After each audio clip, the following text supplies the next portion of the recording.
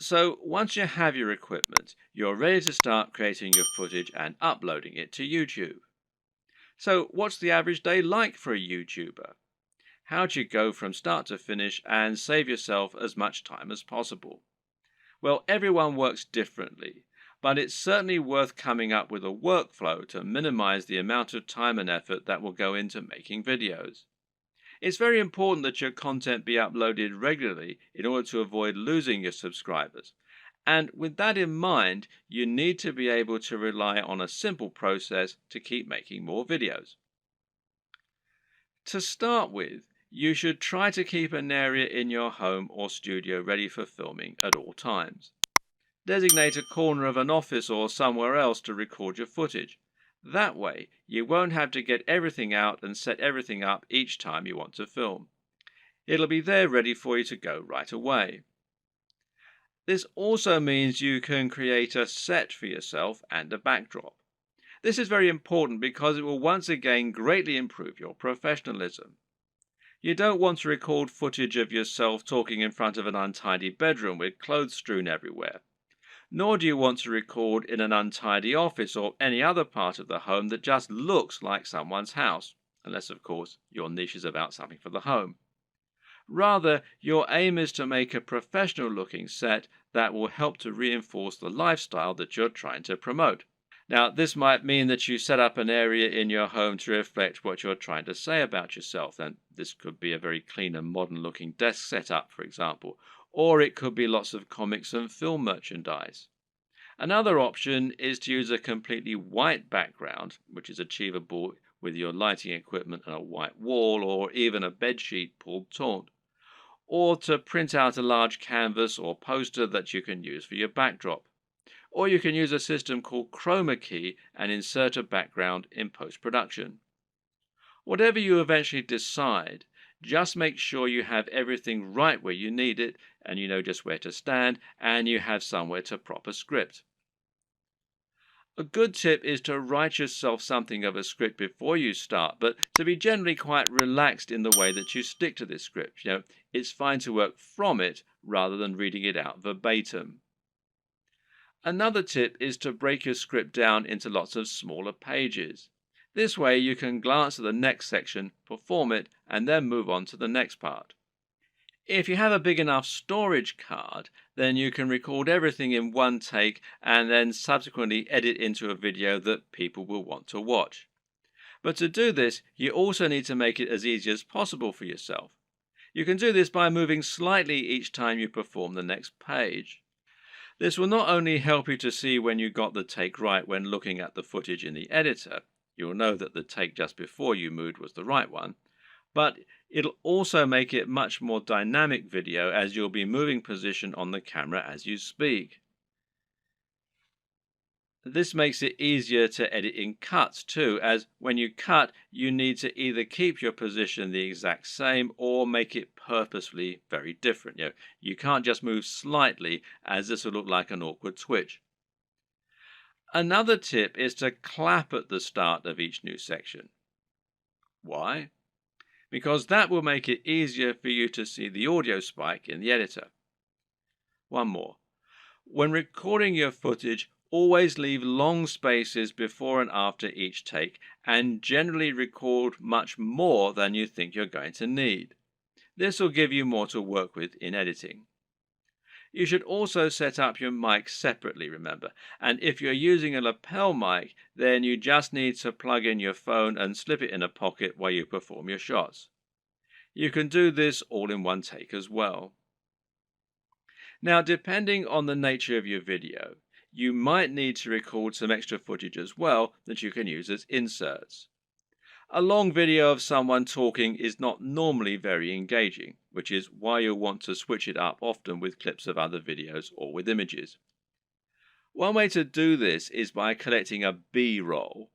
Now, this is insert footage of the product you're reviewing, of your location, or of anything else that is related to your subject matter. The way you'll then use this is to have your audio running continuously in the background and then switch the footage of you speaking for footage of your products or of the environment. Collecting B-roll is a definite skill and will involve using the tracking head and tripod as discussed earlier. Try checking out technology videos from the likes of Android Authority, Techno Buffalo, and The Verge, amongst others, and you'll find they always include shots of phones and computers next to pens and paper, or by running water, or in the middle of grass and plants. In any case, the environment helps to showcase the beauty of the design and engineering, and it makes the shot more interesting, than just a simple shot of a phone in someone's hands. This shows off that lifestyle again, and it makes everything look attractive and desirable.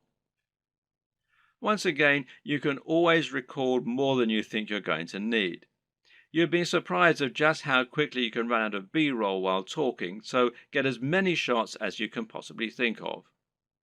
You can also use other types of insert footage. For example, you might want to use footage of yourself working out while talking about fitness, or you might want to use clips from other YouTube videos, being careful about copyright, of course.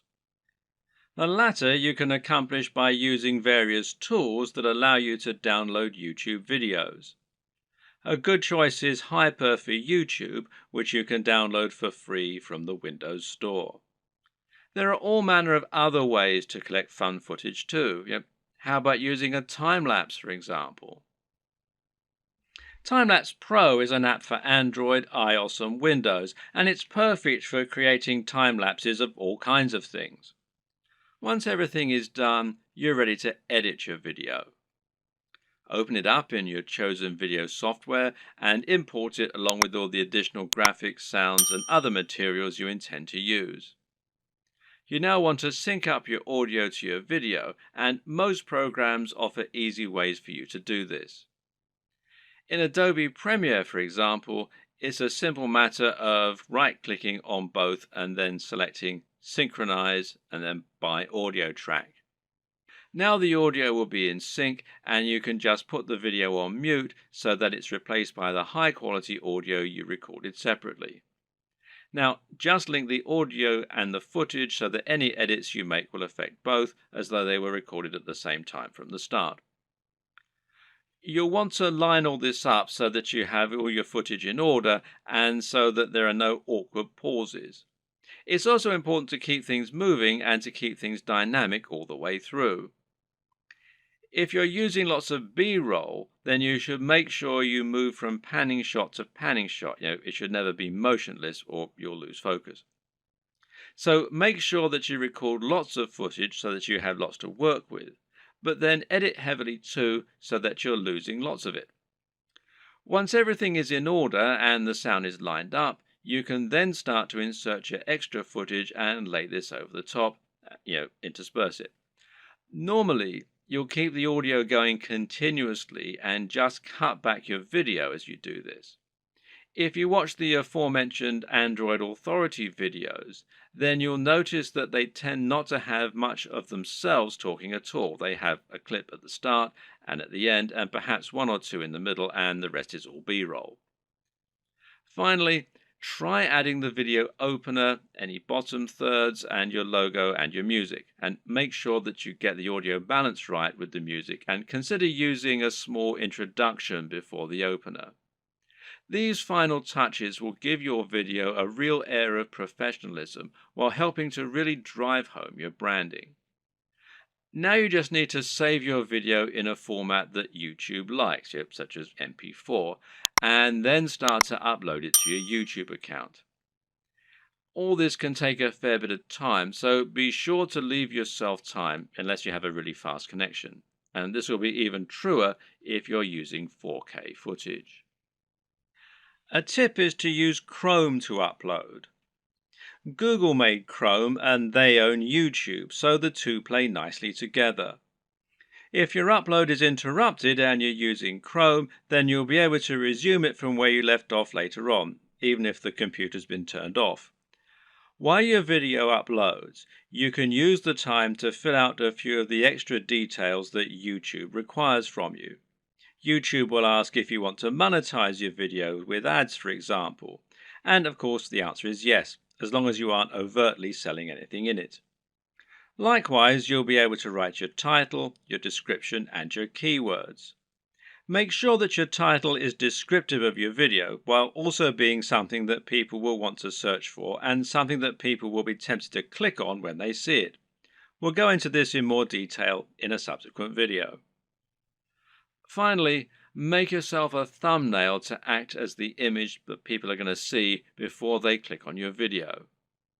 If you don't do this, then YouTube will select a still from the video itself, and while this can work, it might not give potential viewers the right impression of what your video is all about. The right thumbnail image can make a huge difference by making your video much more appealing and impressive looking when it appears in the feed.